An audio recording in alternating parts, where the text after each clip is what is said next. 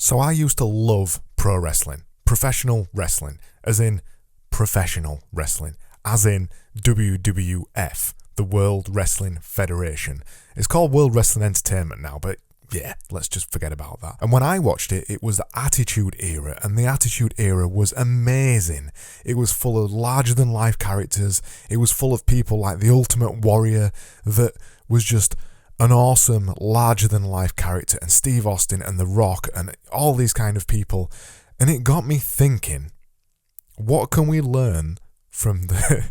By the way, this is such a tenuous link that even I'm laughing about this. What can we learn from the old school wrestling about content creation? And I've decided to call this video the ultimate, in brackets, warrior content formula. And by the way, the music that's going to play now is the Ultimate Warrior's theme tune. It is badass, and you'll love it.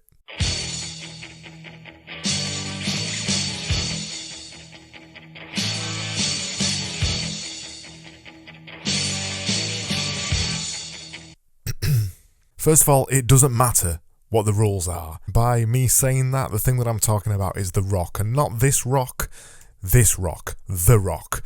Before The Rock was Dwayne Johnson, before he was the biggest, highest grossing superstar in Hollywood, he was a wrestler, and he was a big part of the Attitude Era in wrestling. And he was a larger-than-life character too. He was hilarious, and I loved seeing what he did. One of his most famous quotes, and he had a lot of slogans, and most of the wrestlers did in the Attitude Era, which is what made it so cool, because you wanted to repeat the quotes over and over. But one of the quotes that he had was, "It doesn't matter."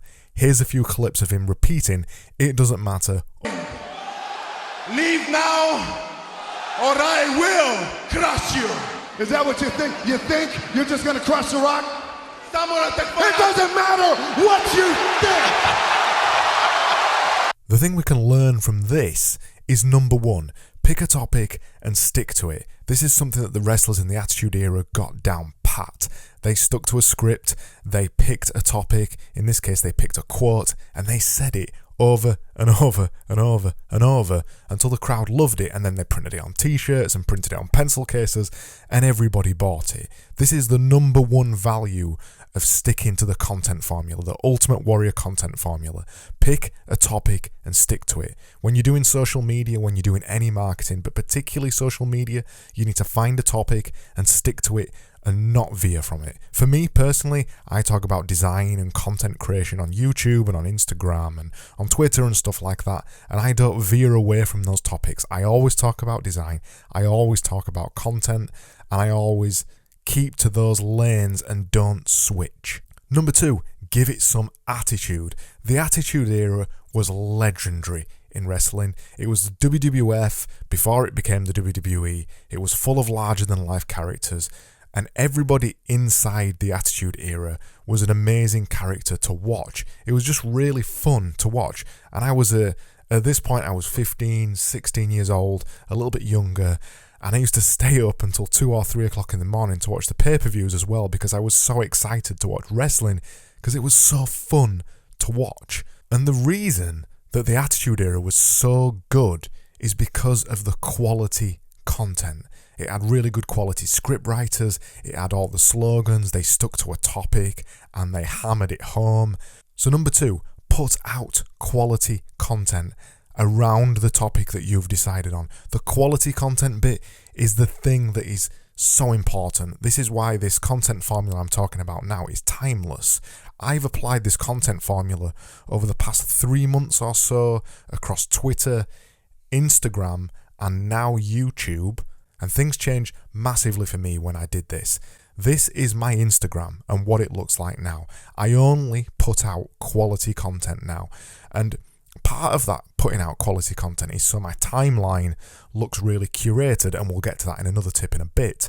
But I only put quality content out and people only consume the quality content that's on there now. As a comparison, this is what it used to look like. That's what it looked like. This is what it used to look like. And this is both of them compared to each other.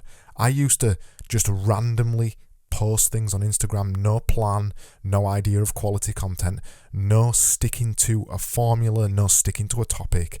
And because of it, my Instagram followers haven't grown for 2 years. In the last 3 months of me doing this kind of Instagram thing, my followers have grown constantly. It's going like that. Constantly. I haven't lost a single follower, and I'm putting 3, 4, 5 followers onto my Instagram account every single day because I'm posting quality content.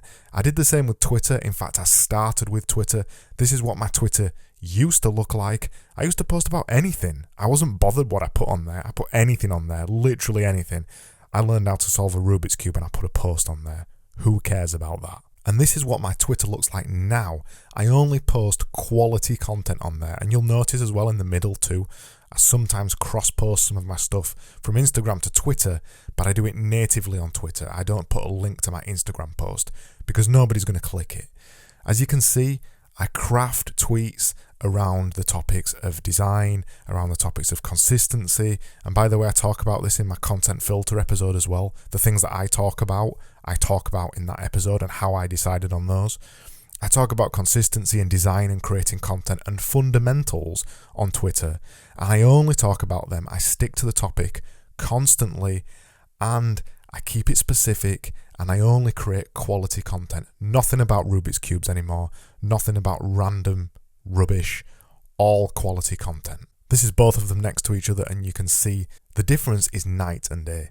Number 3, give it the mandible claw. To be honest, I couldn't think of a link between these two things. Here's a video of the mandible claw.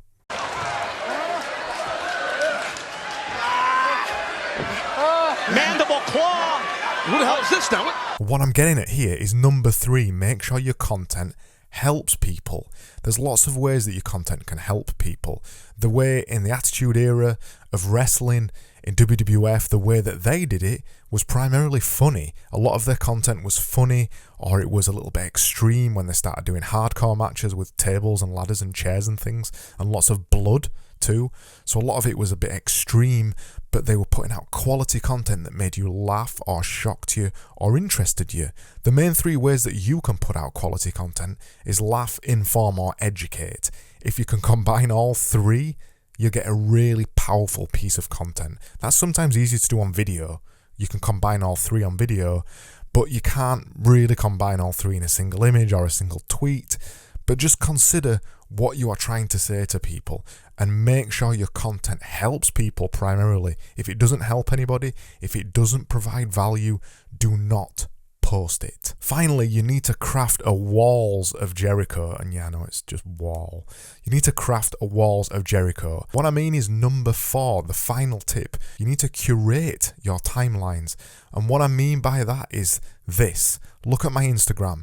It's pleasing to the eye to just look at the Instagram profile before you click on anything else, and it makes you want to click on some of the things that aren't immediately obvious to find out more of them. If you compare that to the old way where it was just random images, nobody wanted to look at it. And there's a reason for this, and the reason for this is that people are gonna Google you. People, when they meet you or they see you online or whatever, they're gonna Google your name, go into Google, type your name, press enter, look through your Instagram, look through your Twitter. They might click on your Twitter and they're going to look at your Twitter profile. If your Twitter profile isn't appealing, so when you look at it and they scroll down, you're talking about all kinds of random stuff that isn't around one topic, they aren't going to follow you. If you are sticking to a topic, if you are putting out quality content and you are curating your timeline, people are going to follow you immediately because they can see you provide quality content. Finally, let's recap on those 4 really important points. The Ultimate Warrior content formula.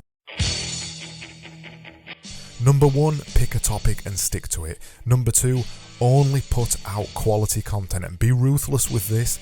You don't need to put out something every day if it isn't quality. Make sure it's quality first over quantity. Ideally you want both, but initially you only want quality.